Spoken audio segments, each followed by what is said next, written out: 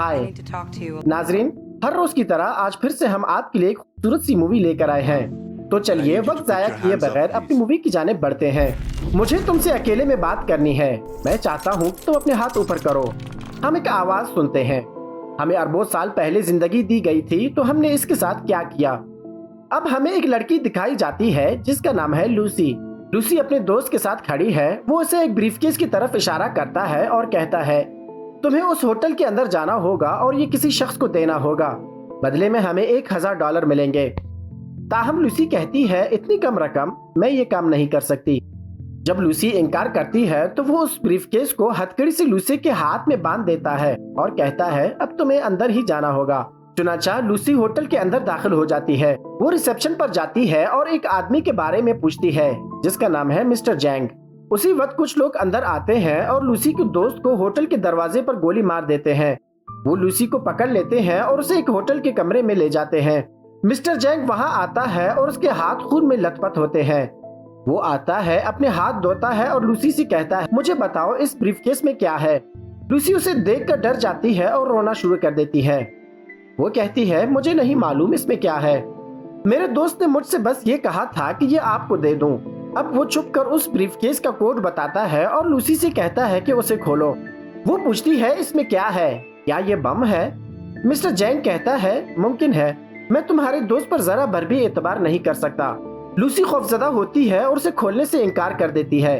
जब मिस्टर जैंग के आदमी उस पर बंदूक थामते हैं तो वो डर जाती है और कहती है, रुको रुको जरा रुको, मैं खोल देती हूँ। अब जब वो कोट से ब्रीफकेस को खोलती है तो उसे नीले रंग के 4 पैकेट्स मिलते हैं। ये किसी किस्म का केमिकल था और उसके जांचने के लिए मिस्टर जैंग के आदमी एक और आदमी को लाते हैं, जबकि वो इस केमिकल को सूंघता है और फिर कुछ अचानक सा बदला हुआ महसूस करने लगता है। वो अजीब अंदाज में हरकत करने लगता है और जोर जोर से चिल्लाने लगता है। मिस्टर जैंग को वो आदमी जरा भी पसंद नहीं आता। वो उसे लूसी के सामने गोली मारकर कत्ल कर देता है। अब मिस्टर जैंग लूसी से कहता है, मैं तुम्हें एक प्रोसेस के लिए तैयार करना चाहता हूँ। लूसी जवाब देती है, नहीं, मुझे कोई काम नहीं करना, बस मुझे यहाँ से जाने दो। फिर जैंग के आदमी लूसी को जोर से मारते हैं और वो बेहोश हो जाती है। अगली सीन में एक प्रोफेसर को दिखाया जाता है जो लेक्चर में सबको बता रहा होता है कि जमीन पर मौजूद हर जानवर सिर्फ 3% अपना दिमाग इस्तेमाल करते हैं, लेकिन इंसान उन सब से बेहतर है क्योंकि वो 10% दिमाग इस्तेमाल करते हैं। डॉल्फिन्स इंसानों से भी ज्यादा तरक्की याफ्ता हैं। वो 20% दिमाग इस्तेमाल करते हैं, इसीलिए वो इंसानों से ज्यादा ज़हीन होते हैं।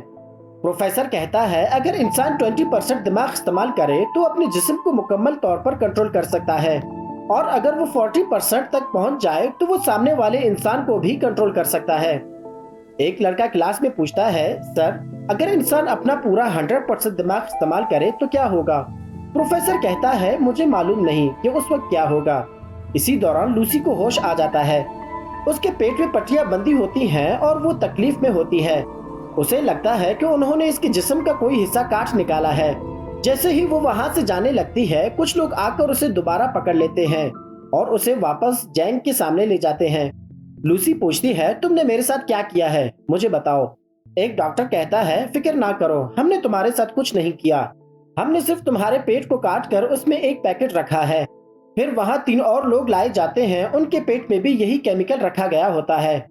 उन चारों को अलग अलग जगहों पर यह केमिकल पहुंचाना होता है, और अगर उन्होंने भागने की कोशिश की तो उनके खानदान को कत्ल कर दिया जाएगा। जैंग के आदमी उनके चेहरों पर कपड़ा डालते हैं और उन्हें ले जाते हैं। फिर लूसी एक बंद कमरे में आंखें खोलती है। वहां एक आदमी होता है जिसे लूसी ने वो केमिकल दिया था, लेकिन वो उसके साथ बदतमीजी करने की कोशिश करता है। जब वो उसे रोकती है तो वो आदमी उसके पेट में जोर से मारता है।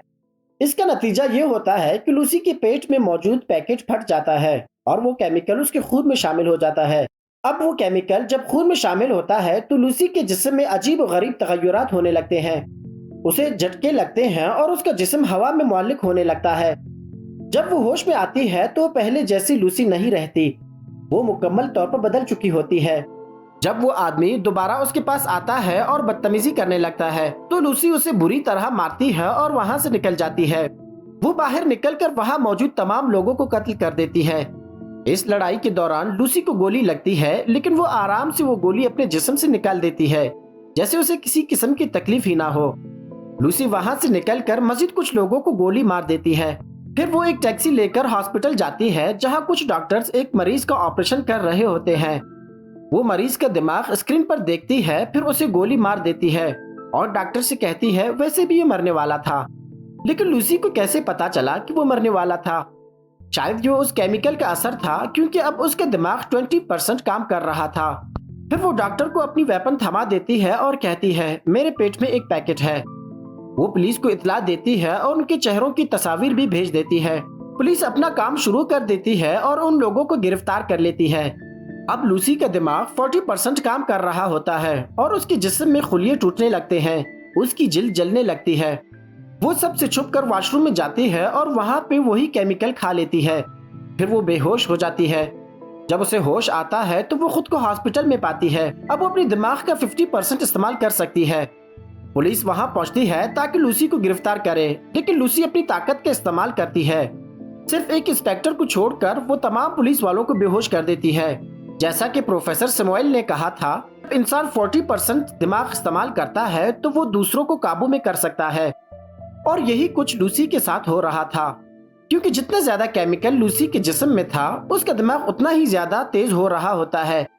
जिन लोगों को पकड़ा गया था उन्हें हॉस्पिटल में लाया गया ताकि उनके पेट से वो केमिकल निकाल सके। लूसी भी इंस्पेक्टर के साथ हॉस्पिटल आती है। वो देखते हैं कि लूसी की दिमाग की ताकत इतनी बढ़ गई है कि वो पूरे शहर के फोन कॉल्स पर ध्यान मरकूज कर सकती है। उसी वक्त उसे मालूम होता है कि जैंग के लोग हॉस्पिटल पहुंच चुके हैं। लूसी भी फौरन वहां पहुंचती है और जैंग के लोग पहले ही वहां मौजूद होते हैं।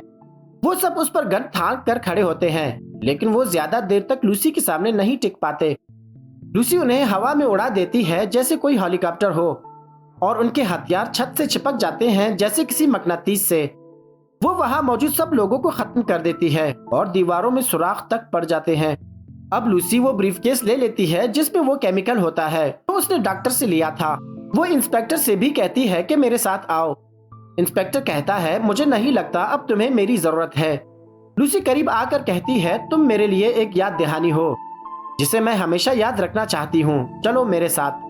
फिर लूसी प्रोफेसर स्माइल से मिलने जाती है, लेकिन जैंग ने उसे जाते हुए देख लिया होता है और वो भी अपने आदमियों के साथ उसका पीछा करता है। उधर प्रोफेसर स्माइल अपने तमाम डॉक्टर्स और साइंसदान साथियों को बुलाया होता है। लूसी भी वहां पहुंच जाती है। प्रोफेसर स्माइल लूसी को सबसे मिलवाता है। सब लोग उसे देखकर हैरान होते हैं, लेकिन एक प्रोफेसर लूसी पर शक करता है। लूसी उसे देखती है और उसके बारे में बताने लगती है।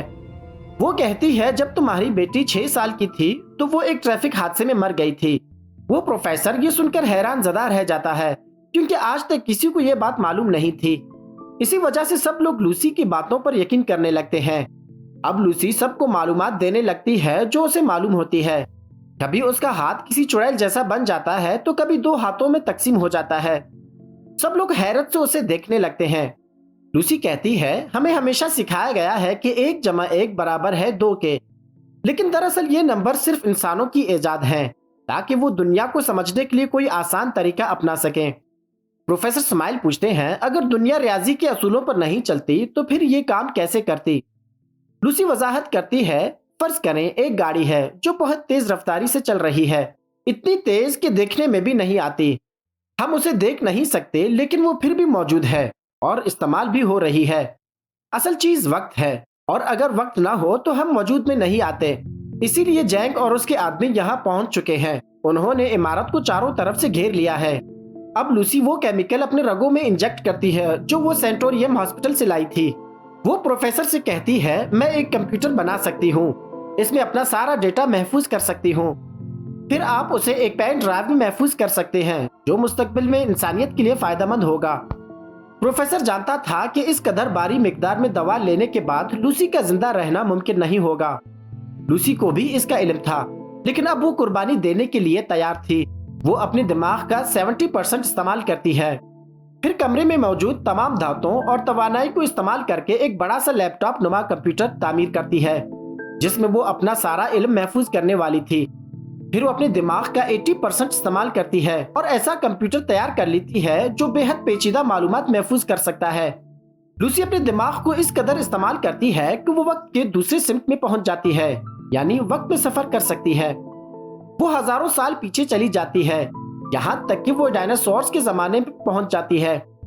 जमीन पर वो इतना आगे जाती है कि उस वक्त तक जा पहुंचती है जब इंसान का कोई वजूद ही न था, सिर्फ जानवर नुमा इंसानों के आसार मौजूद थे। अब लूसी वापस आती है, लेकिन जैसे जैसे वो अपना दिमाग ज्यादा इस्तेमाल कर रही होती है, उसका जिस्म गायब होता जा रहा होता है। जब वो अपने दिमाग का 99% इस्तेमाल कर लेती है तो वो खला और वक्त के दरमियानी हिस्से में पहुंच जाती है। इसी लम्हे जमीन की वो शक्ल बन रही होती है जो आज हमारे सामने है। जैंग भी वहां पहुंच चुका होता है, लेकिन उसकी लूसी को मारने से पहले ही लूसी अपने दिमाग के 100% सलाहियत हासिल कर लेती है और एकदम गायब हो जाती है। वो स्पेस टाइम कंटिन्यूम में दाखिल हो चुकी होती है और पीछे सिर्फ इसके कपड़े और एक स्याह रंग का सुपर कंप्यूटर रह जाता है। मिस्टर जैंग जब गोली चलाता है तो वो हवा में जा लगती है। उसी वक्त पुलिस एहलकार लेबोरेटरी में दाखिल होता है और मिस्टर जैंग को गोली मारकर खत्म कर देता है। फिर लूसी प्रोफेसर के सामने आती है और उसे वो पेन ड्राइव दे देती है जिसमें उसने अपने दिमाग का सारा इल्म महफूज किया होता है। इंस्पेक्टर पूछता है, लूसी तुम कहाँ हो? उसे एक पैगाम मौसूल होता है, मैं हर जगह हूँ। कुछ लम्हों बाद वो सुपर कंप्यूटर तहलील होकर एक स्याह फ्लैश ड्राइव में बदल जाता है जिसे प्रोफेसर नॉर्मन उठा लेते हैं। यूं इनकी तख्लीक मुकम्मल हो जाती है। पुलिस एहलकार प्रोफेसर से पूछता है, लूसी कहाँ है? उसी लम्हे उसका मोबाइल बजता है और उस पर एक मैसेज आता है कि मैं हर जगह हूँ। मूवी की इख्तिताम लूसी की आवाज से होती है, यही है जो जिंदगी हमें दे सकती है और यही है जो हमें इसके साथ करना चाहिए। कहानी के इख्तिताम पर वही आवाज दोबारा सुनाई देती है जो आगाज में आई थी। जिंदगी हमें अरबों साल पहले दी गई थी, लेकिन हमने इसके साथ क्या किया? हमने अपने दिमाग के बारे में क्या जाना? हमने एक इंतहाई पेचीदा कंप्यूटर पाया जो कि हमारा दिमाग है, लेकिन हमने अपने जिस्म को सिर्फ पैसा कमाने के लिए इस्तेमाल किया। बस चंद ही लोग होते हैं जो अपने दिमाग की असल ताकत को समझ पाते हैं। इसके साथ ही इस मूवी की कहानी यहीं पे खत्म हो जाती है। Thanks for watching.